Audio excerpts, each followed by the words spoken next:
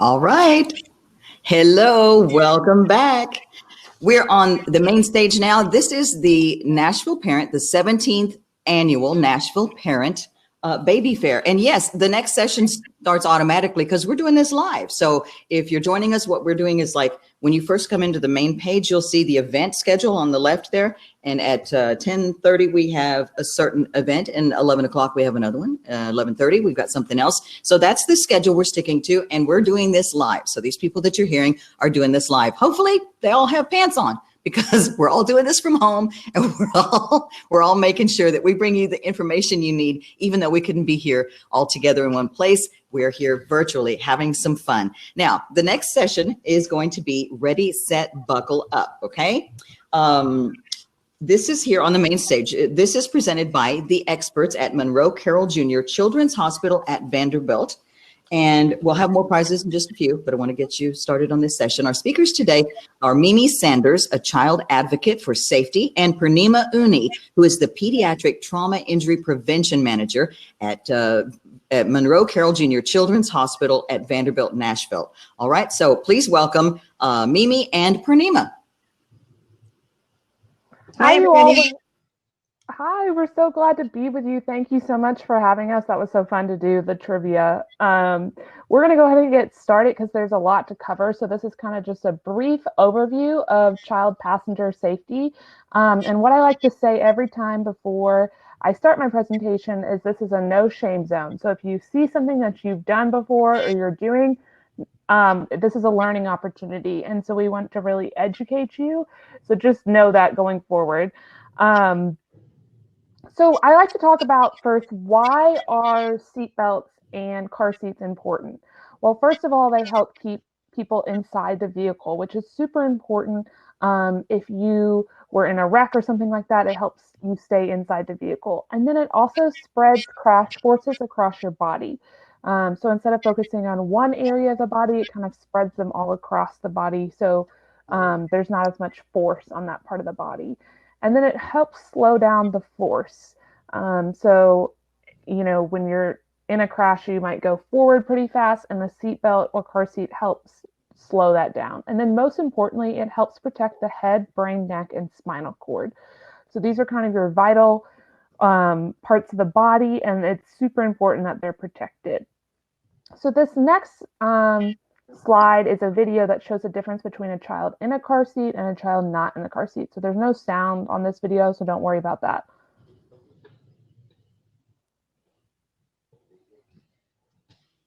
So again, you can see just how far forward that child lunged and with how much force they were hitting that seat. So it's super important to make sure the child's in the right type of seat and that it's used properly. So Tennessee actually has a law about car seats. And so we're going to go over the law first, and then we'll go over best practice. So what I always like to say is the law is the bare minimum, and then best practice is what you can do to make sure your child stays as safe as possible for as long as possible. So children under the age of 1 and weighing less than 20 pounds have to be in a rear-facing seat. They have to hit both of those requirements. So if for some reason you have a 1-year-old that doesn't quite hit that 20-pound mark yet, they would still need to be in the rear-facing seat. Children 1 to 3 weighing more than 20 pounds, they can move to a forward-facing seat. And then children 4 to 9 years old and less than 4 feet 9 inches have to be in a booster seat. So again, they have to hit both of those requirements. They have to be 9 years old and taller than 4 feet 9 inches to move out of a booster seat. So we typically recommend don't even measure their height until they're 9 years old, but it's not uncommon to find a child that is 9 years old and still doesn't meet that height requirement, and they would need to stay in the booster seat. This video shows you the difference between a child that has moved to a forward-facing seat too soon and one that stays in a rear-facing seat.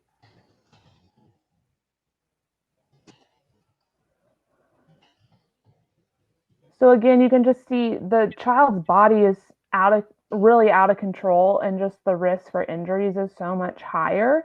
So it's really important that they're in the right type of seat and they stay in that seat as long as is required.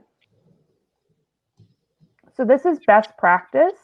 So like I said, Tennessee has the law, and then best practice is what you can do to keep your child as safe as possible for as long as possible.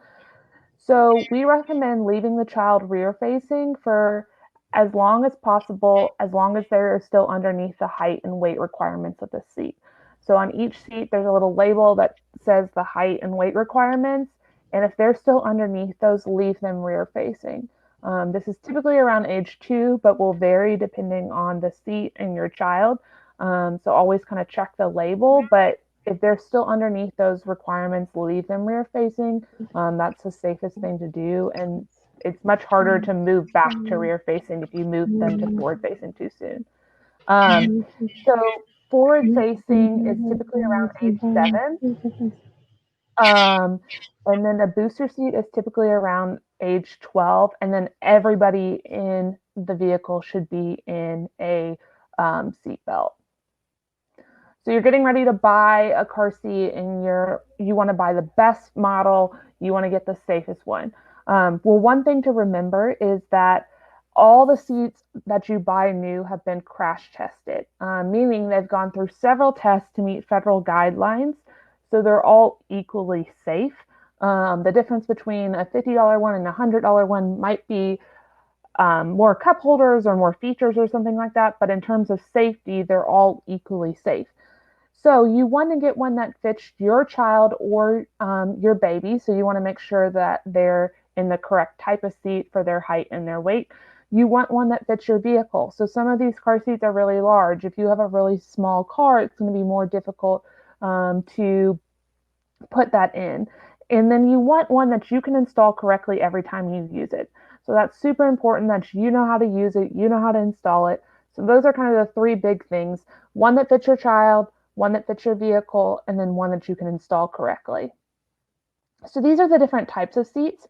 There's an infant only, which typically has a base, and then you kind of take the carrier out. And then there's a convertible one, and it's either rear facing or forward facing. You can do it either way. And then there's forward facing, which sometimes might be a combination seat where you can use it as a booster seat or forward facing. And then you have the 2 booster seats. So you have the high back and the low back. So again, will vary depending on what your child needs. But these are just the different types of seats so you know what you're looking at when you go to get a seat. One of the most important things you can do when you get a car seat is to register it. So there's the mail-in card that comes attached with a seat. You just fill out your basic contact information, put it in the mail. It's already prepaid for, so you don't even have to put a stamp on it. And so, or you can register it online with the manufacturer. And so we recommend doing this immediately when you get a seat so that you get any recall information or anything like that. If something were to go wrong with the seat, the manufacturer knows who to contact. So it's super important that you do it. If you can't find that card, it's no problem to do it online. It's super easy, but just make sure you register it. And then car seats actually do expire. So they expire typically around 6 years from the date of manufacture, not from the date you bought it, but from the date of manufacture. So there will be a little label on the seat that says when it was manufactured, and you need to look at that to see kind of when it expires. And we do not recommend that you use used or secondhand seats because you don't know the history of the seat and you don't know if it's been involved in a crash. So anytime a car seat has been involved in a crash, even if it's a small fender bender, it needs to be replaced. And the reason for this is you don't know if the parts are still functioning safely after a wreck. So we always say that if you've been in a wreck, make sure to mention to your insurance company that there was a car seat involved, and they may help cover the cost of that car seat. So again, Tennessee law says children must remain rear facing under the age of 1 and weighing less than 20 pounds, but best practice is to leave them rear facing until they reach the highest height and weight requirements of the seat. So you can install your seat 2 different ways. You can install it using the lower latch system, which is typically you kind of have to dig in between the seats to find the latches, or you can do it with a seat belt. It's fine to do either one. It's important to check your manuals because the latch system does have weight restrictions. But either one is equally safe. It's just not safe to do them both together. So pick which way is safest for you, and then do that way, but don't use them both. So what's the safest place in the car to put the car seat? So the back seat is always where the children should be under the age of 13. That's what the law says. But in terms of the back seat, the center rear seat is the safest. If you have multiple children or multiple car seats and you can't use that center seat, you can use the rear side. One thing to also remember is never place a rear-facing car seat in front of an active airbag. So you always need to check your manual and know where those airbags are, and never place a rear-facing seat in front of an active airbag. One thing that we suggest doing every single time that you put the child in the car seat is doing the pinch test. So when you buckle them in and you put the harness straps on them, pinch those harness straps and see if you're able to gather more than an inch of fabric. If you are, then it's too loose. It should be like this picture right here, where you're pinching it and you're not really grabbing any fabric. That's tightly against their chest, and that's how it should be.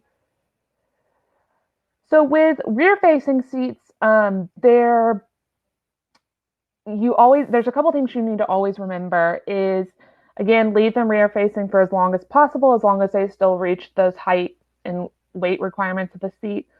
They need to be reclined correctly. So there will be a label that tells you how the seat is reclined. The straps should be snug and they should pass the pinch test. Chest clip should be buckled at armpit level, and then no bulky coats or jackets. These are some examples of what the recliner indicators will look like. It will vary depending on the seat. Amy, can I jump in for a second? Sorry.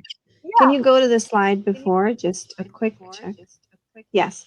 So ladies, if you're having a new baby, definitely make sure, like Mimi mentioned, the recline angle is correct.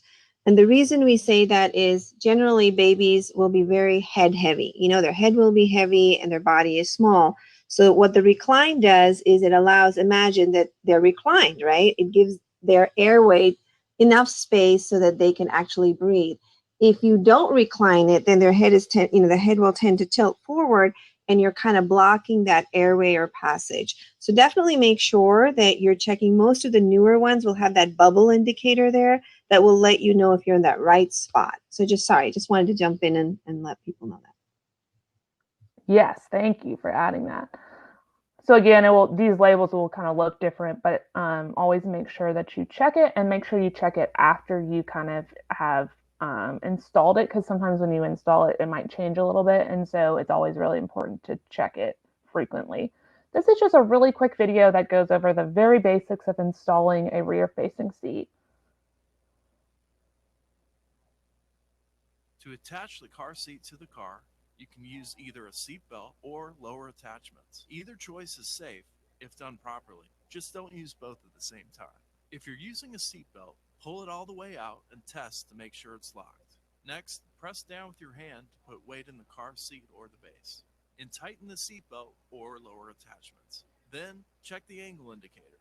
This will ensure your child's head is properly reclined. Finally, take the inch test. If your car seat does not move more than an inch side to side or front to back when pulled at the belt path, you're good to go. Have a safe ride.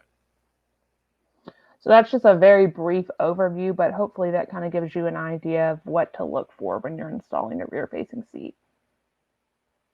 So forward-facing, they're very similar to a rear-facing seat.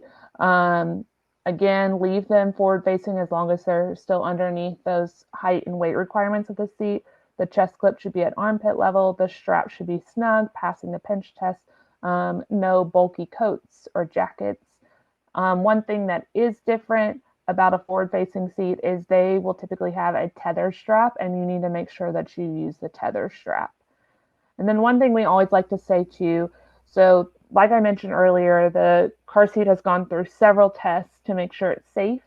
But when you start adding things to the seat, like extra padding or toys or things like that, you start messing with the function of the safety of the seat. So we always say, if it didn't come with a seat, don't use it. And the reason for this is we see several children that come into the hospital with significant head injuries from toys or mirrors coming flying off. And so it's just not as safe when you start adding things to the seat. So always make sure that you just leave the seat as it is. Like I said just a second ago, you can either use the seatbelt or the latch system with forward-facing seats, but never use both. And then always make sure you use the tether strap. And it might go underneath the headrest. It might go up actually on the ceiling. So always make sure you check your manual to see where it goes, but always use it. And this symbol in your car will tell you where you can attach the tether strap. This is just a very brief video that goes over installing forward-facing seats. First, find a seating position with the top tether anchor. Then, place the car seat upright in the car and locate the top tether strap. To attach the car seat, you can either use a seat belt or lower attachments. Either choice is safe if done properly. Just don't use both at the same time.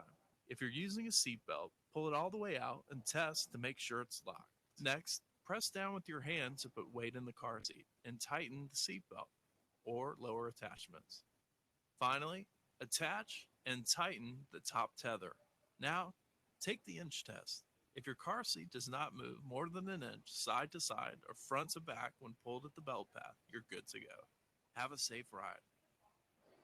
So again, just very brief, but just hopefully gives you an idea of what to kind of look for and how you know how to install it. So this video shows the difference between a child not having a tether strap, which is going to be this child right here, the one farthest away from us. Again, and you can just see how far forward their body is lunging, and just the risk for injury is so much higher. So it's always really important to use the tether strap with those forward-facing seats. So finally, we come to booster seats. So booster seats are typically for children ages 5 to 12, and unlike a forward-facing seat, they're using the seat belt. So they're being boosted up by the booster seat, so they're able to use that seat belt correctly. The seat belt should be going across the bony parts of their body, so your shoulder bone, your chest bone, and your hip bone. And they need the booster seat so that the seat belt is able to be positioned correctly. There's a high back and there's a low back, depending on what the child needs and how much support they need. The high back helps some of those younger children that need kind of that back support. And the Tennessee law, again, says they have to be 9 years old and taller than 4 feet 9 inches before they can move out of a booster seat. So that's super important. So like I was saying, the booster seats help boost them up so they're able to use a seatbelt correctly. In this picture right here, it's hitting across kind of their soft tissue of their body. So it's not safe and it's not functioning properly. So if you have a child that's complaining, saying that the seatbelt is kind of rubbing against their neck, more than likely they're probably not meeting those height requirements and they still need to be in a booster seat. And this is my contact information. If you have any kind of questions that come to mind, we do more comprehensive car seat classes, and we offer those to the community. So if you want to learn more information, we'd love to do one of those for you or your organization. And we also just have a lot of good like safety tips, not just about car seats, but safety in general. So be sure to check out our website. If you search Cole Stay Seat Smart, you'll find a lot of good information. So Mimi, there were a couple of questions that came up, and I tried to answer some of them on the chat. And they were great questions. Like Mimi said in the beginning, this is a non-judgment zone. I have 2 girls in college now, but now that I know all of this, I'm scared of thinking of all the things I did wrong, right? Because I did not know any better. We've used secondhand seats because we didn't know any better. I'm not even remembering if I kept them rear facing for as long as I should have. But one of the questions, Mimi, that came up was about rear facing seats. And I thought somebody mentioned, or a couple of moms mentioned, I thought it was too. And you know what? You're absolutely right. One of the things Mimi really clearly said in the beginning is there's a Tennessee law and there's what we call best practice, right?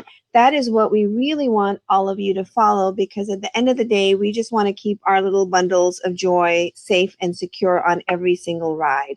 So even though the law says 1 year, you definitely want to keep them rear facing till at least 2, if not longer. And that depends, like she says, on the, the weight and height restrictions of that car seat you purchase. So if you're out in the market looking for a car seat, make sure you're getting one that allows them to be rear facing as long as possible, because we know once you move them forward facing, there is no going back, ladies. They're just going to see the world, and they're just going to cry and cry and cry.